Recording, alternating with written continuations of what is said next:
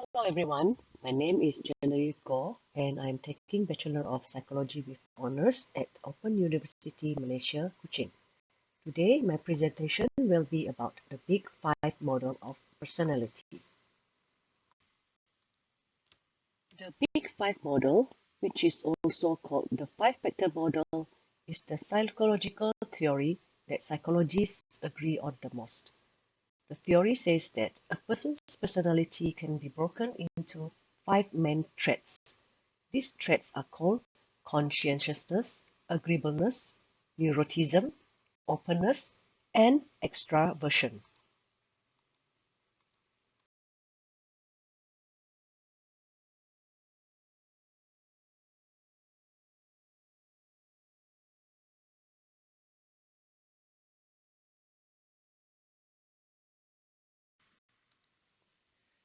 The Big Five personality theory is widely accepted today because it shows how to understand the most important parts of a person's personality. Experts have found that these traits are shared by all people and give a true picture of how people are. Without taking a personality traits test, you can learn about your own personality by learning what each personality trait is and what it means to score high or low in that trait. It can also help you understand other people better by showing where they are on a scale for each of the listed psychological traits. Trait theories of psychology have tried for a long time to figure out how many traits there are. Different numbers have been given by earlier theories.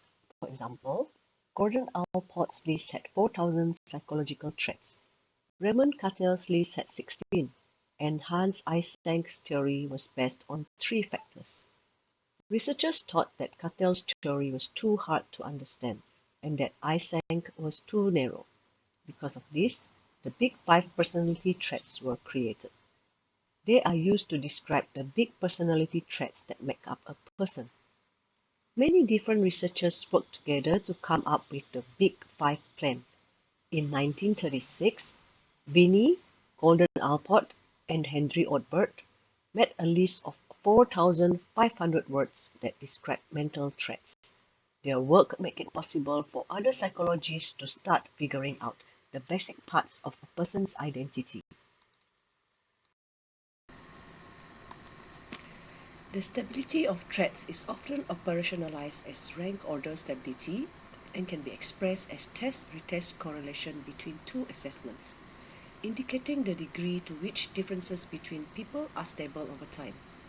They are influenced significantly by genes and the environment, with an estimated heritability of 50%. People's score of the Big Five remain relatively stable for most of their life, with some slight changes from childhood to adulthood. A study by Soto and John attempted to track the development trends of the Big Five traits. They found that overall, agreeableness and conscientiousness increased with age. There were no significant trend for extraversion overall, although gregariousness decreased and assertiveness increased. Openness to experience and neuroticism decreased slightly from adolescent to middle adulthood.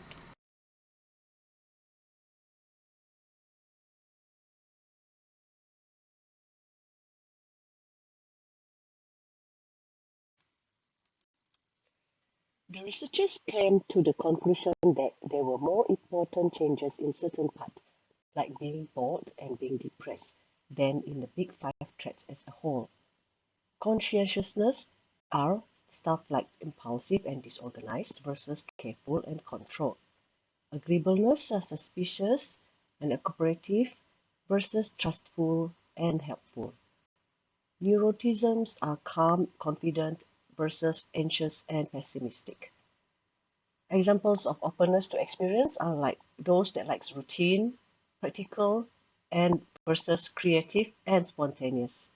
Extroversion are those that are quiet and thoughtful versus friendly and outgoing. Grohol from 2019 says that a person's conscientiousness is their ability to control their impulses so they can act in ways that help them reach their goals. It looks at things like control, inhibition, and how long a behavior lasts. Conscientiousness is a personality quality that is marked by high levels of thoughtfulness, good impulse control, and behavior that is aimed at achieving a goal. People who care a lot tend to be organized and pay attention to the little things. They think about how others affect their other people and pay attention to schedules. People who do well on the conscientiousness test are organized, controlled, pay attention to details, they are thoughtful and are very careful. They can control their impulses well, which helps them finish chores and reach their goals.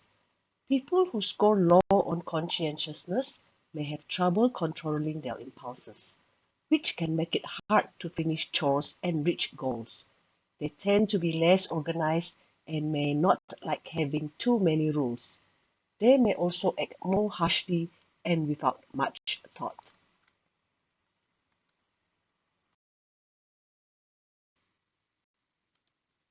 Agreeableness is how people usually treat their ties with other people. Agreeableness is a psychological trait that looks at how people relate to and interact with others. Unlike extroversion, which is about looking for relationships, agreeableness is about how people relate to and interact with others. People with a high level of agreeableness tend to work well with others, while those with low level of agreeableness tend to be more competitive and sometimes even manipulative. People who are high in agreeableness are kind, trustworthy, and well-liked. They care about what other people want and need and are helpful and work well with others. People think of them as honest and helpful. People with low agreeableness may be seen as suspicious, cunning, and not willing to work with others. They might be rude to other people, which makes it less likely that people will like and trust them.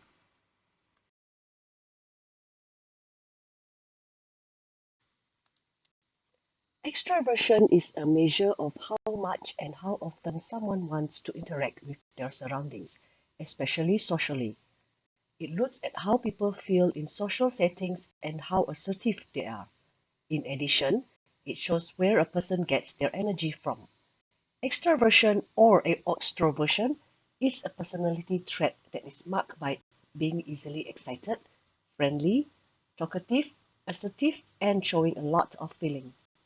People who are high in extraversion are social and tend to get more energy when they are with other people.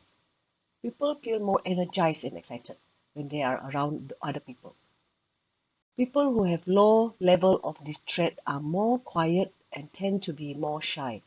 They have less energy to use in social situations, which can make them feel tired. Introverts usually need some time alone and quiet to recharge. Examples of those with high extraversion are they like to be in the center of attention, they like to start conversation, they enjoy meeting new people, they have large group of friends and acquaintances, they find it easy to make new friends, feel energized around other people, and say things before thinking. And those with low extraversion likes to be alone, they get tired from socializing too much, they find it hard to start talking and doesn't like small talk. They carefully think about what to say and doesn't like to be the center of attention.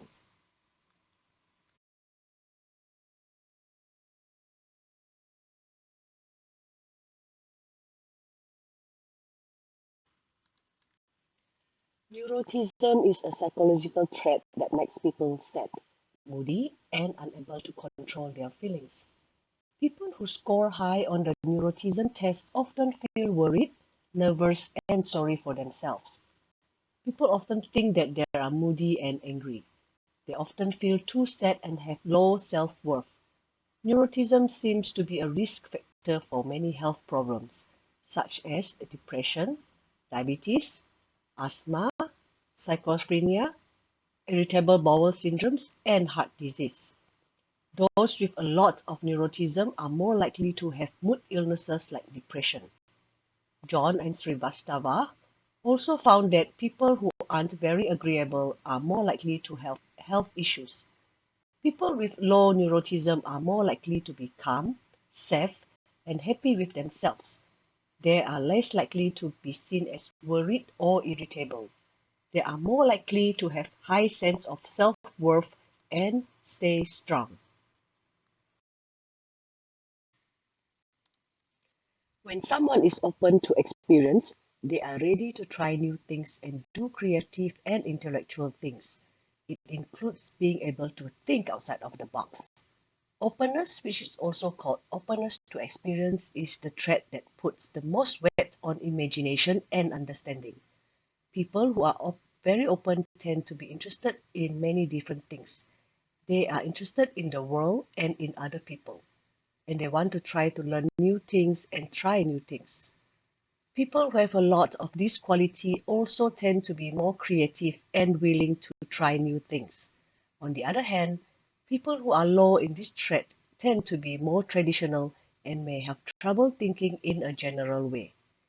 Examples of those with high openness to experience are very creative, willingness to try new things, focus on taking on new tasks, happy to think about abstract ideas. And those with low openness to experience doesn't like changes, doesn't like trying out new things, doesn't like new ideas, and they have not a lot of ideas, and they also dislike ideas that are vague or theoretical.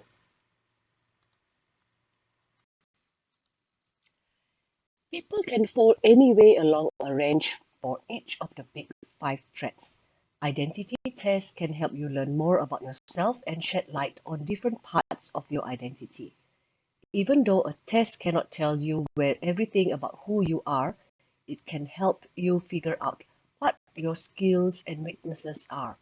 You might even find a new way to deal with your problems by taking the test.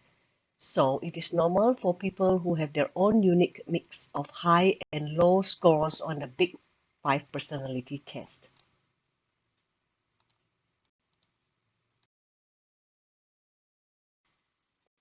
Thank you for watching. Bye.